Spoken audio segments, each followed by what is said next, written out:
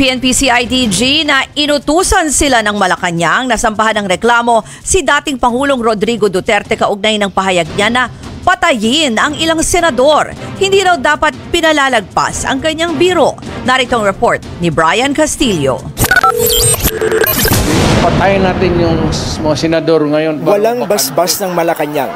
Yan ang iginiit ng PNP-CIDG matapos nilang sampahan ng reklamong inciting to sedition at unlawful utterance si dating Pangulong Rodrigo Duterte. Kaugnay ito ng sinabi ng dating Pangulo na pumatay na lang ng ilang senador para makapasok sa Magic 12 ang kanilang mga pambato sa Bilang Pilipino 2025. I don't think that Malacanang should get involved in this. Hindi namin kailangan ng Senado, hindi namin kailangan ng Malacanang dito para ma-file ang kaso nito.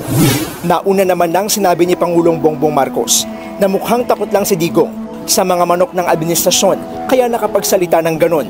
Dagdag pa ni PNP-CIDG Director Police Major General Nicolas Torre III, wala nang uubra sa parang sirang plakang mga hirit ni Duterte na palaging pinalalabas na mga biro lang ang kanyang mga mabibigat na pahayag gaya ng pagpatay. Ngayon, hindi na siya presidente, he must be reminded that he should know his place in this in the scheme of things. Gate naman ni Senador Bato de la Rosa, nagpapatawa lang daw talaga ang dating Pangulo. Kilala naman natin si Pangulong Duterte kung paano niya magsalita, magbiro.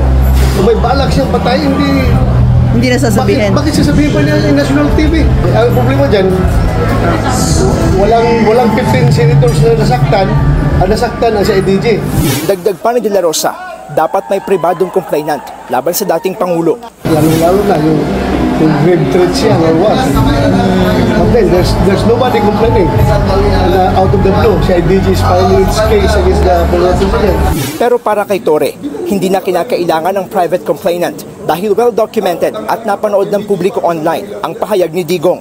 Pero tutulong daw ang CIDG sa sino mang senador na gustong ireklamo ang dating Pangulo. Kung si Senadora Amy Marcos ang tatanungin, hindi siya natatakot sa kanyang buhay dahil sa sinabi ni Duterte.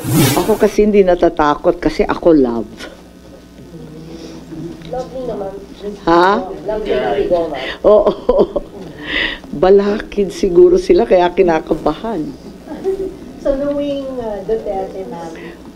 Well, sanay na rin tayo sa Davao Trash Talk. Si Senador Robin Padilla, sinabing handang harapin ni Digong ang anumang reklamo dahil sa kanyang mga pahayag. Si Senador Raffy Tulfo naman, ayaw nang makisawsaw. Alam mo naman, pag may sinabi si dating Pangulong Duterte, biro lang yon. Pero yung iba, siniseryoso, tulad na lang ba ni PBBM, and I don't blame him. So, merong dalawang grupo nag-aaway, ayaw kong makisawsaw.